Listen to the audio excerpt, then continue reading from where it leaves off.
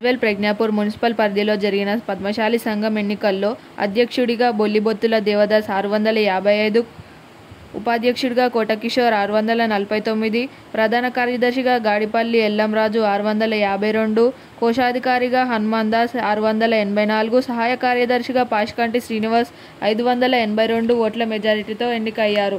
అనంతరం గజ్వేల్ పట్టణంలో విజేతలు ర్యాలీ నిర్వహించి సంబురాలు జరుపుకున్నారు. వీరికి ఎన్నికల అధికారిగా వ్యవహరించిన న్యాయవాది తలకొక్కుల రాజు గెలుపు ధృవీకరణ పత్రాలు అందజేశారు.